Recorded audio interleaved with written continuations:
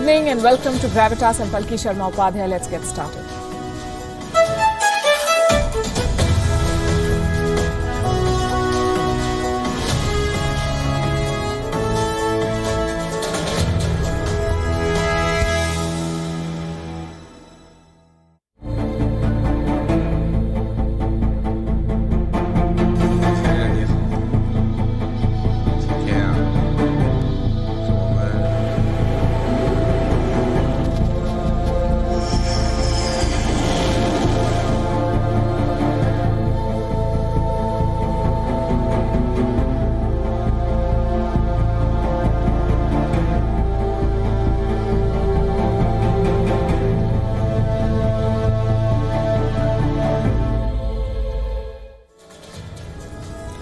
Will the month of August bring a new military clash? China and America are at loggerheads over Taiwan. Their militaries are active in the South China Sea. There's a lot of saber rattling.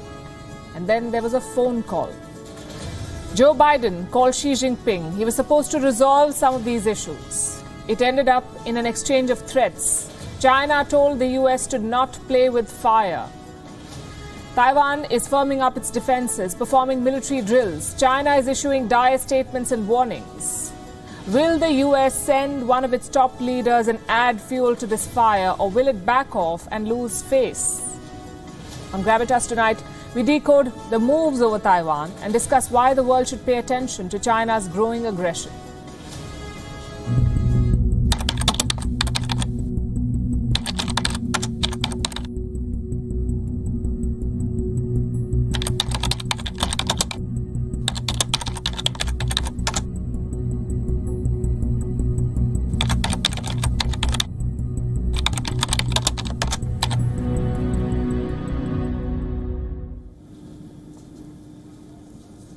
We did not make up this exchange. It happened for real. Was it a free-flowing conversation or a shouting match? What was Joe Biden thinking when he dialed Xi Jinping?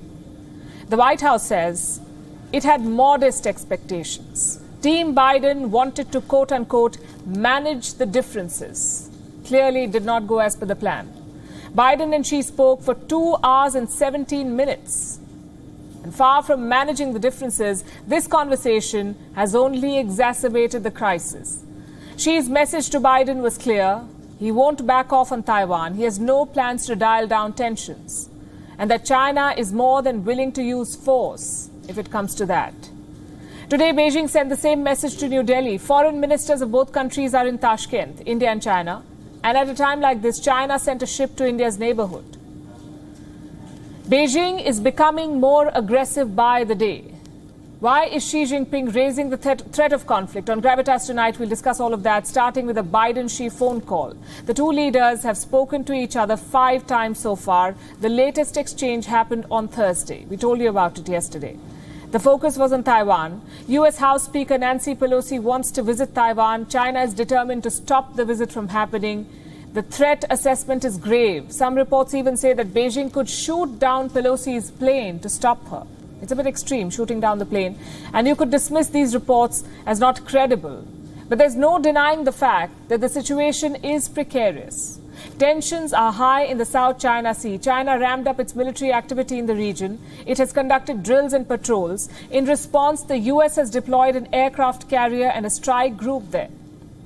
Taiwan, too, is making some moves. Earlier this week, it conducted drills on the high seas. U.S. officials are worried about these developments. On Tuesday, Washington issued a fresh warning.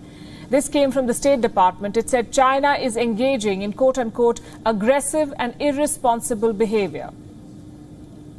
And this behavior is a threat to peace and security. That's what the U.S. says. So Biden's phone call with Xi Jinping was perfectly timed. The idea was to diffuse tensions, but that did not happen. Instead, Xi Jinping used the opportunity to warn Joe Biden. The Chinese president told the American to not play with fire.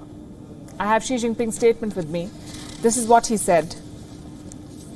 Those who play with fire will perish by it. It is hoped that the U.S. will be clear-eyed about this.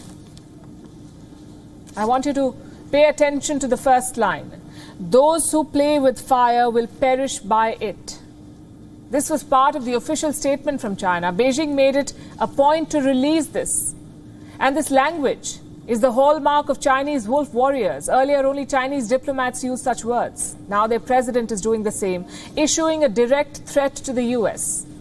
Beijing followed it up with this. The One China principle is the political foundation for China-US relations. China firmly opposes separatist moves towards Taiwan independence and interference by external forces. It never allows any room for Taiwan independence forces in whatever form. The position of the Chinese government and people on the Taiwan question is consistent, resolutely safeguarding China's national sovereignty and territorial integrity is the firm will of more than 1.4 billion Chinese people. The public opinion cannot be defied. Those who play with fire will perish by it. We hope the US will be clear-eyed about this.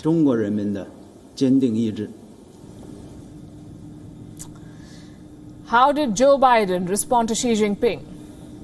He repeated his old promise on Taiwan. I have that statement too, the statement from the White House. This is what Joe Biden is said to have told Xi Jinping about Taiwan.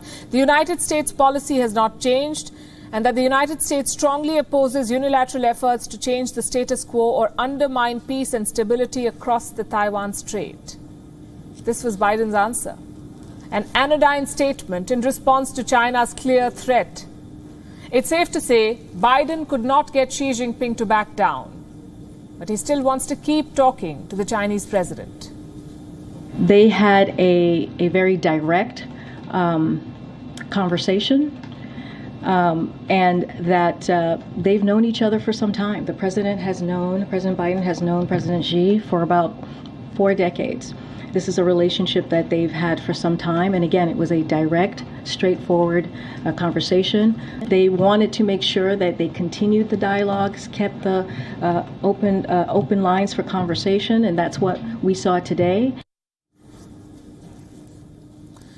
Biden has known Xi Jinping for 4 decades, she says. Well, he may have, but that is not helping his cause. There's hardly any positive takeaway from this phone call. Apart from Taiwan, they also discussed trade, climate change, health, security, even the war in Ukraine. But Taiwan obviously overshadowed the rest. China and America cannot improve their bilateral relationship until they figure out this one, and that's unlikely to happen. China continues to flex its military power, not just before the US, but also in front of neighbors like India. The provocations from the PLA are growing by the day. Earlier this week, we told you how Beijing has been mobilizing fighter jets. Chinese jets have flown dangerously close to the line of actual control, the de facto border in the Himalayas. And now Chinese ships are challenging India. A Chinese vessel is on its way to Sri Lanka's Hambantota port. The name of the ship is Yuan Wong 5. It is said to be a research and survey vessel. But India has reason to be concerned. Why? Because Yuan Wong ships are apparently controlled by the Chinese military. That is the assessment from the US Defense Department. What more does it say? The US report says Yuan Wong ships are operated by the PLA Strategic Support Force. So what is this ship going to do in Sri Lanka? No one knows for sure. One report says the ship will be in Hambantota for a week. It will conduct, quote-unquote, space tracking, satellite control and research tracking activities. Sounds suspicious.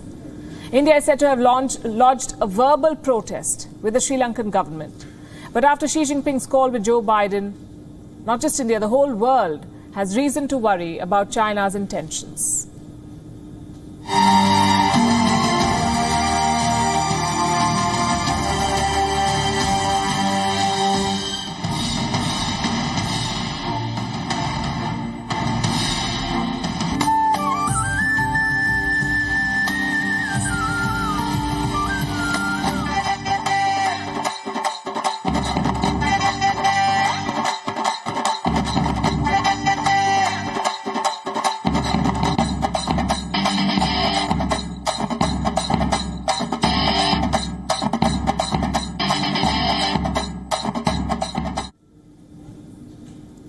India is home to a lot of things, the Taj, cultural wealth, spices, democracy. But rarely does one speak about India in the context of chess. The game originated in India. Chess comes from the word chaturanga. It is Sanskrit for 4 limbs. The game was first played sometime around 600 AD. In the 16th century, it evolved into modern-day chess. And several centuries later, chess has returned home. India is hosting the 44th International Chess Olympiad, the biggest event in the world of chess. It is happening in Tamil Nadu, the chess powerhouse of India, the home of Grandmaster Vishwanathan Anand, 34 of India's international masters, and some 10,000 odd registered players. Tamil Nadu is also where Hindu god Lord Shiva is believed to have played chess with a princess. Today it is hosting players from 180 countries. The games are happening in the temple town of Mamallapuram. En route, bridges and streets have been painted like chessboards. Buses have been painted. And the mascot Thambi, or younger brother, has positioned himself all over the state. It is a historic moment in Indian sport and a chance for India to showcase itself to the world, showcase its diverse culture, its recent successes in sports, and its commitment to chess. India left no stone unturned in putting up a spectacular opening ceremony.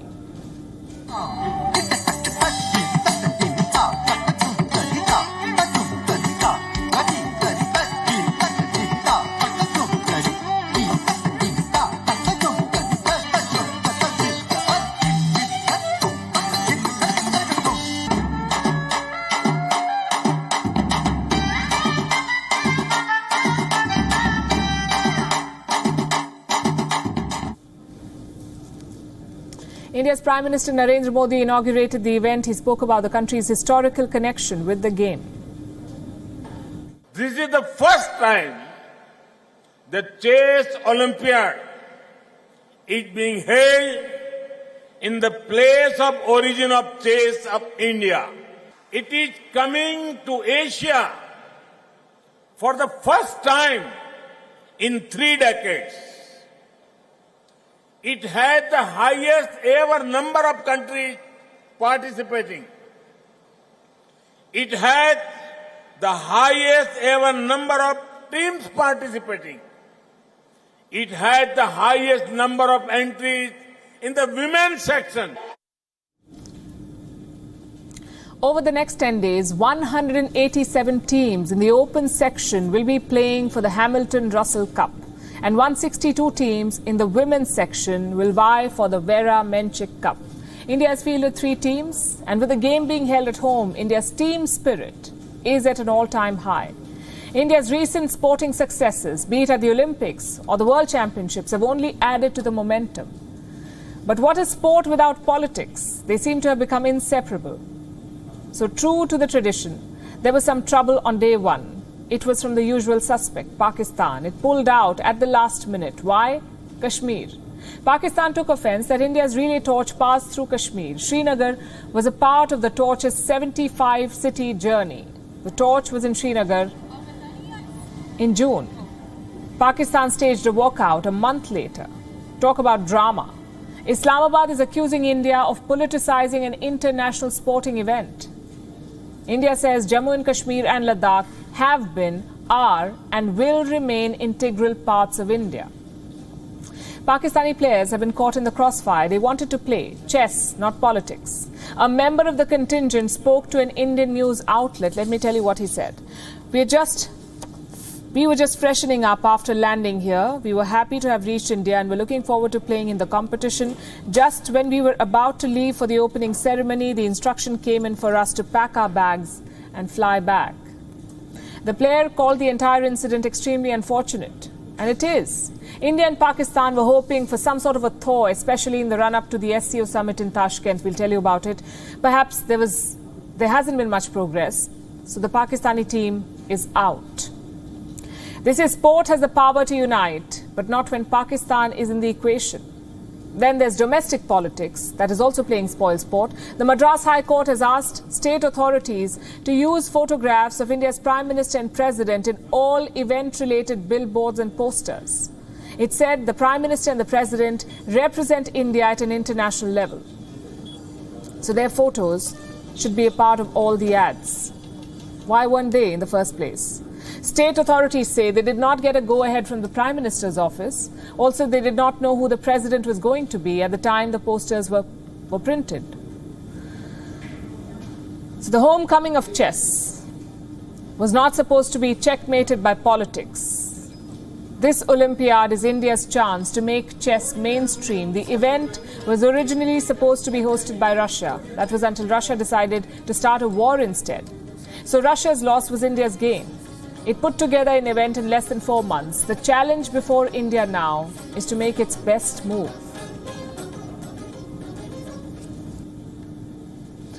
Our next story is about Jack Ma, one of China's richest men, the founder of Alibaba and the Ant Group, also China's most recognizable entrepreneur. Jack Ma used to be China's biggest asset. He has now become a liability for his own business. He's already moved on from Alibaba, and now Jack Ma is planning to step back from the Ant Group too. This story is about his fall from grace.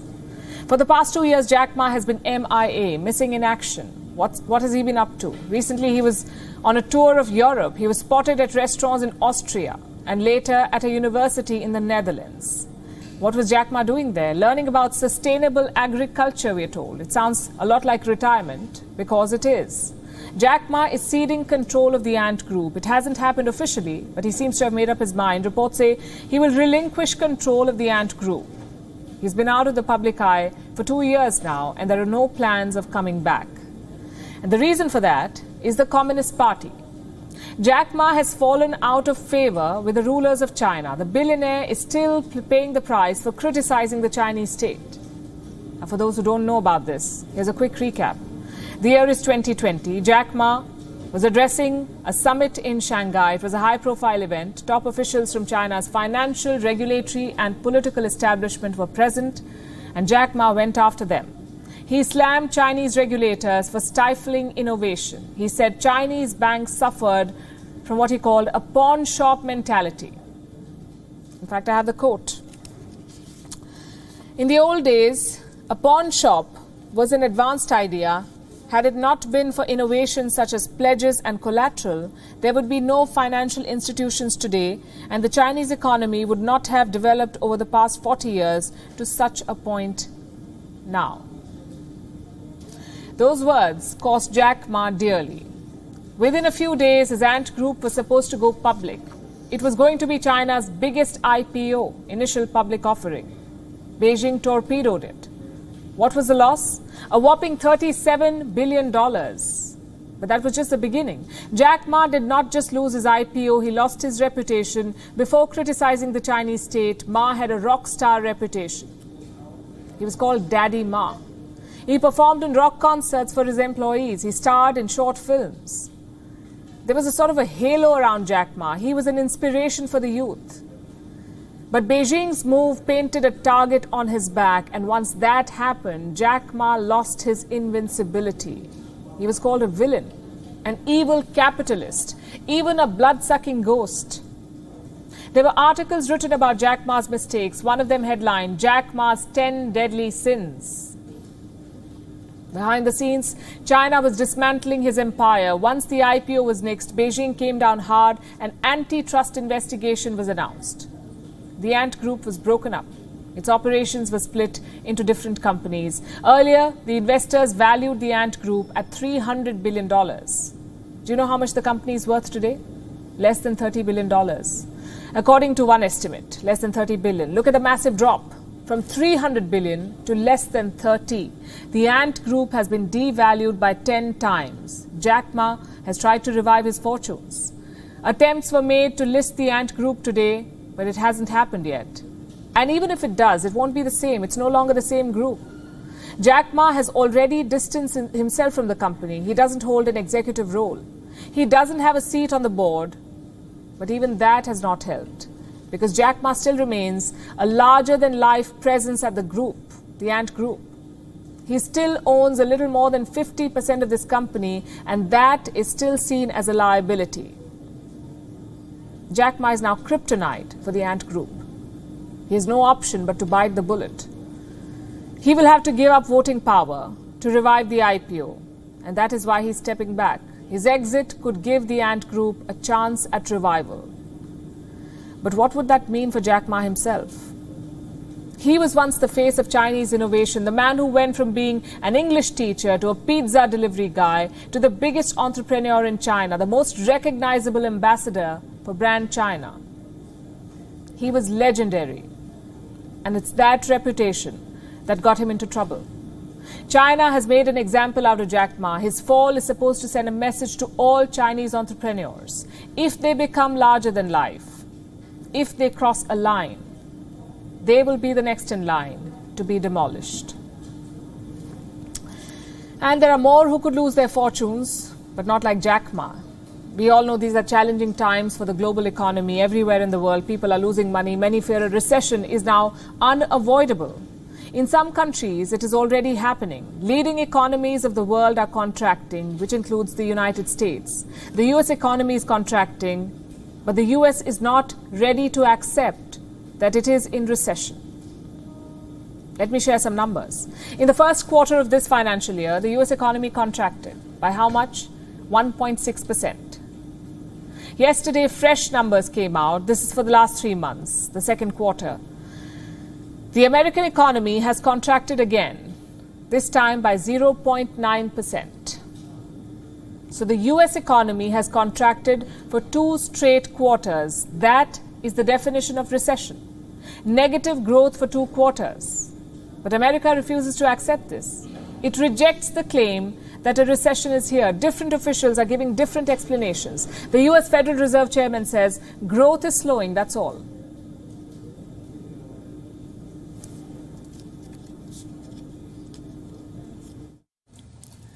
The labor market is extremely tight, and inflation is much too high. So I do not think the U.S. is currently in a recession. As I mentioned, it's true that growth is slowing. U.S. Treasury Secretary Janet Yellen has put her own spin on this data. She too says that the U.S. is not in a recession.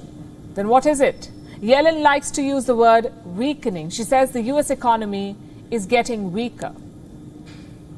Most economists and most Americans have a similar definition of recession. Substantial job losses and mass layoffs, businesses shutting down, private sector activity slowing considerably, family budgets under immense strain, in sum, a broad-based weakening of our economy. What about the president? What does Joe Biden say? How does he assess America's economy? The president is in total denial mode. Let me speak to one other issue, the GDP, and whether or not we are in a recession. Both Chairman Powell and many of the significant banking personnel and economists say we're not in a recession. So what have you heard? There is no recession. Growth is slowing. The economy is weakening. 3 different people with 3 different explanations. It doesn't change the facts, however. It is a fact that the U.S. economy has contracted for 2 straight quarters. The U.S. government might not declare a recession. And yes, there are different ways to assess how an economy is performing. But if you ask the people of America, they're already feeling a recession. They feel the pinch of rising prices and the rising interest rates. Americans are no longer confident about their economy. Recently, a survey was conducted, and American citizens were asked what they feel about their economy. The results are revealing. Consumer confidence has dropped to its lowest level since February 2021. What are Americans worried about the most? Inflation, they say. They're worried about the price of gas, about the rising price of food items. Americans are putting off big-ticket purchases. For many, plans to buy cars and major appliances are on hold now. Fewer Americans want to buy a home. Demand is at its lowest since 2015. And this sentiment is also reflecting in sales. Home sales have dropped to a 2-year low in the US. What does all of this mean? When people put off major purchases, they want to make sure they can afford essentials, the basics like food and fuel. When do people fear they may not be able to make ends meet? When they're afraid of losing their jobs. Officially, America's job numbers look good. Unemployment numbers are below 4%, and that's a good thing. But people fear they could lose their jobs in the coming months. I have more numbers. 78% of workers in the US are worried today. They fear they could lose their jobs. Managers also fear they will have to make cuts. 87% of managers say they're likely to order layoffs. So it doesn't matter what the lawmakers say, what their spin is. They might not call the situation a recession yet. But Americans are feeling the pinch. They say, for them, recession is already here. There's another country that's battling a mix of all of this. Inflation, certainly, and that's Pakistan. Inflation in Pakistan has risen to a 13-year high. Foreign reserves have dwindled to an all-time low. Pakistan is in desperate need of financial relief. It secured a bailout from the IMF recently, but the money is yet to be disbursed. The IMF office, you see, is shut for 3 weeks. But for Pakistan, time is running out. So what do? They turn to their army for help. Reports say Pakistan's army chief Qamar Javed Bajwa recently dialed Washington, D.C. He spoke with the U.S. Deputy Secretary of State and sought America's help in making IMF release the money as quickly as possible. Here's a report. The White House has received an SOS call. A call to provide urgent financial relief. It's from Pakistan's most influential man, General Qamar Javed Bajwa, the Chief of Staff of the Pakistan Army. According to reports, a desperate Bajwa recently contacted Washington. He wanted help in early loan disbursement from the IMF. Hasn't Pakistan already secured it? It has, but only on paper. 2 weeks back, Pakistan and IMF reached an agreement for a $6 billion loan. From this, $1.2 billion were scheduled for immediate release. This amount is yet to be credited to Islamabad's account. It's awaiting executive approval from the IMF board. Why is the board not giving approval? Because the IMF is out of commission. Its offices will be shut for the next 3 weeks. The board won't meet until August end. Pakistan can't afford to wait that long. Time is of essence for that right now. Inflation is devastating its economy. It stands at a whopping 21.32%. Plus, foreign reserves are drying up. Only $8.57 billion are left in Pakistan's coffers. They will barely cover 2 months of imports. Reports say Pakistan could soon end up like Sri Lanka. It ranks 4th on the list of countries at risk of default. This has forced Bajwa to beg for help, so earlier this week he dialed Wendy Sherman, America's Deputy Secretary of State. He asked Sherman to talk to the IMF, build pressure on the body to release money. This is significant because it's unprecedented. An army chief acting like a diplomat. But what choice does Pakistan really have? Its prime minister is an obscure figure on the world stage. Outside Pakistan, he lacks credibility and political clout. His ministers are of no help either. In recent weeks, a host of them have met American officials, but none has managed to negotiate an early disbursement. Bajwa thinks he can be of use here. He's a well-known face in Washington. He's worked closely with America in the war on terror, so he's made the appeal expecting a gesture of goodwill. America's response is awaited.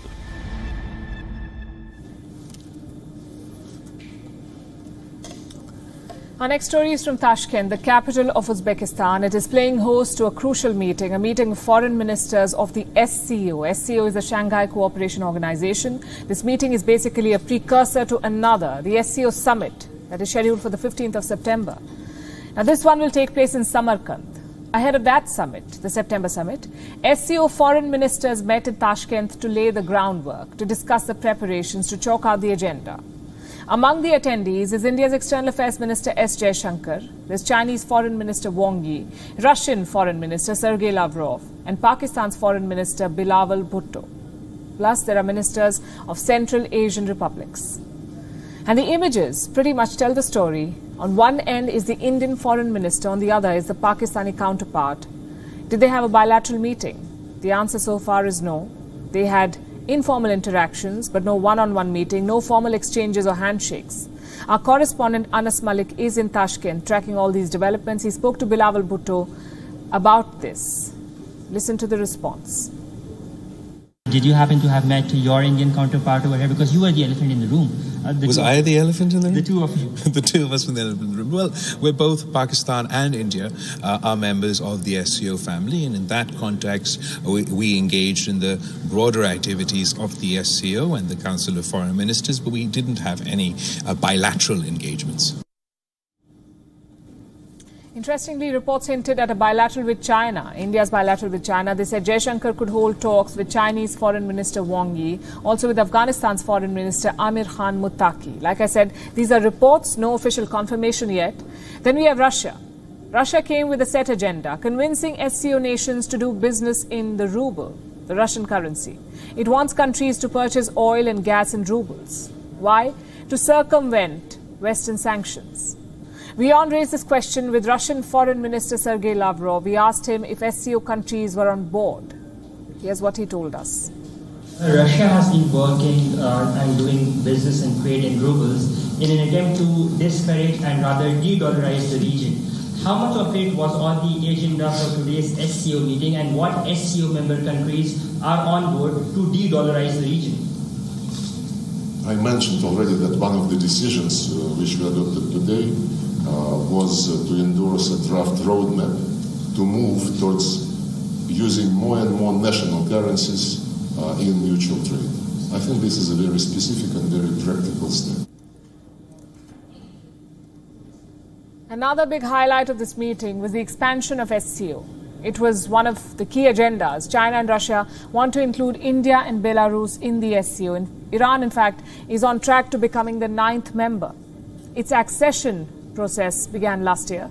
It will be finalized by April next year. Belarus too has begun the membership process. Why is this important, this expansion? It increases the SCO's international influence. It increases economic benefits for the members. It puts the SCO at par with Western blocs.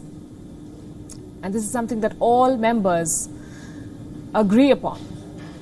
Take India, for instance. Speaking at this meeting, S. Jaishankar welcomed Iran into the fold. He said Iran's entry will strengthen the forum's influence on world market. It will make the Chabahar port, which is a project funded by India, available to all SCO members. So to sum it up, this meeting was in essence about finding common ground. But with countries like China and Pakistan in the mix, it's a tough ask. Meanwhile, Europe is still reeling under Russia's gas war. Moscow has reduced gas supplies to European nations. We've been telling you about this, and the impact is now being felt widely. Europe has been forced to cut consumption. German cities have dimmed their street lights. Italy is asking people to ration air conditioning. And France plans to ban illuminated advertising. European countries are also looking for alternative sources of energy, which is why France is hosting the Saudi Crown Prince in a bid to secure gas supplies from Riyadh. Here's a report. Putin's gas war is hurting Europe. The supplies have fallen by 78%. The impact is overbearing. Just look at Germany, France and Italy. All three have unveiled sobriety plans to reduce energy consumption. These images are from Augsburg, Germany. The city gets eerily dark and quiet by the evening. The streetlights are dimmed. The fountains don't operate at full throttle. The facades of historic buildings are no longer illuminated. This is all being done to save energy reserves. The people have no choice but to play along. I think it's a good idea since there is an energy crisis going on which must be solved together. Everybody has to do their part. And when it comes to relatively unimportant issues like the illumination of public buildings, the effort is easy. Other German cities have gone dark too. In Hanover, hot water taps in state-run buildings have been shut. They will function only once winter arrives. In Berlin, memorial buildings have switched off spotlights. Over 200 monuments are shrouded in darkness. In Nuremberg, 3 out of 4 indoor swimming pools have been shut. The outdoor pool season has been extended till September. In Italy, the government has mandated dialing down air conditioning. Heating systems in public buildings have also been shut. Italians are fine with this for now, but they're worried about winter. I'm absolutely worried about winter, as it will be the worst time because gas prices have risen disproportionately. I live in a very large house with several floors and heating it all becomes problematic, but the cold temperatures keep you young. These images are from France. Activists here are scaling shops and switching off lights themselves. A bid to remind people about the crisis. The French government plans to issue a decree soon. It's going to ban illuminated signboards for some weeks and prohibit shops from keeping doors open with the AC on. De gérer notre électricité et notre consommation de gaz. It's about managing our electricity and gas consumption in the simplest and most efficient way. That is to say, decreasing the heating temperatures in offices where the 19 degrees Celsius level is not respected, pay attention to the use of air conditioning, pay attention to our trips. With this plan of energy sobriety, we can save a lot of kilowatts of gas fuel and electricity. De gaz, de carburant, d'équivalent gaz, carburant et électricité avec ce plan. France is also mulling alternatives like securing gas supplies from Riyadh. In fact, the Saudi Crown Prince is in Paris. He was invited by President Macron himself. The two met at the Elysee Palace on Thursday, amid outrage from French human rights groups. The French government says it is only upholding national interest. Europe is going through a desperate time, which explains the desperate measures it's taking. Unfortunately, its best bet to overcome the crisis is a country marred with accusations of human rights abuses. If the choice is between air conditioning and human rights, Europe is clear. It wants the ACs on. Bureau Report, WION, World is One. If you follow Formula One, there's no way you don't know this. Sebastian Vettel, he's quitting. The 35-year-old is Formula One's youngest title winner. He's won 4 consecutive world championships between 2010 and 2013. Today, Vettel is 35 years old. He has 53 victories and he's retiring. Vettel says he wants to focus on life off track. What's interesting is that his retirement note focuses on climate change. Speaking of the future, I feel we live in very decisive times, and how we all shape these next years will determine our lives. My passion comes with certain aspects that I've learned to dislike. They might be solved in the future, but the will to apply that change has to grow much, much stronger and has to be leading to action today. Talk is not enough, and we cannot afford to wait. There is no alternative. The race is underway. Formula One's links to climate change are no secret. Cars run on racing oil. And racing oil emits CO2, carbon dioxide, but that's just one part of the problem. The bigger problem is the sport's globe trotting. Formula One races travel around the globe through the year, and along with them travels the equipment, the drivers, the experts, everything. Estimates say F1 releases 256,000 tons of CO2 into the atmosphere every year. 256,000 tons. How much is that? Same as the emission from 30,000 houses in the UK. Vettel has been an open critic of this problem. He's called Formula One a gas-guzzling sport. The racer has not been blind to the irony of his activism, given he's part of the problem, or he has been. Vettel once told an interviewer, "When I get out of the car, of course I'm thinking as well, is this something we should do, travel the world, wasting resources?" Not too long ago, Vettel was spotted flaunting a T-shirt that read, "Miami 2060, first Grand Prix underwater, act now or swim later." Now, given all this history, it's not surprising that Vettel's farewell note features climate change. What comes as a surprise every now and then, though, is this tendency for sports stars to retire citing what we'd call rather woke reasons. For the longest time, a sports star would retire when he or she was physically worn out, either because they were aging or had injuries that were coming in the way of their performance. When was the last time someone decided not to play because they were bored? Meet Magnus Carlsen. He was world number 1 in chess, but Carlsen says he's no longer motivated to play the World Chess Championship. Why? Because he's bored. And Carlsen is all of 31. In March this year, tennis star Ash Barty retired. She was world number 1. She had 15 titles. She was just 25 years old, but she chose to retire. Why? Barty said she does not have the physical drive or what it takes to challenge oneself. Not too long ago, players would push themselves, play every game, risk fans booing at them, but they wouldn't quit. Not until they had no other choice left. In March this year, Harry Miller made headlines worldwide. He was an Ohio State University football player. He retired because of his struggles with mental health. Miller's story went viral because he openly spoke about suicidal tendencies, about the toll that hate messages take on players. And all of this is very new. You know, sports stars getting so candid about personal struggles, the pressure to perform. Is it a good thing or bad? Is it good for sports or bad? Depends on how you see it. It's hard to say. What we do know is that this trend is growing. It was in 2021 that tennis star Naomi Osaka first told the world that it's okay to not be okay. She withdrew from the French Open to tend to her mental health. Then came the Tokyo Olympics. American gymnast Simone Biles withdrew from the team's final competition. We have to protect our mind and our body, Biles said. She is a 4-time Olympic gold medalist. She was expected to make history in Tokyo. She decided to sit out. Calling her reason unconventional would be a misfit today. Unconventional, it seems, has become today's norm. Sports stars are opting out because of boredom, mental health issues, climate change. And we don't know how much of truth there is to Vettel's message. It's hard to discount the fact that his career graph was going downwards. The last time he won a title was in 2019. The last world title, 2013.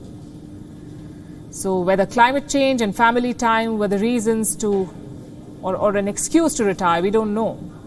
What we do know is that decades ago, no one would have even thought about citing such a reason for retirement. So maybe this is the new normal. We wish them all the best, though. We're wrapping the show, leaving you with Gravitas images. Thanks very much for watching. Have a good weekend. We'll see you on Monday.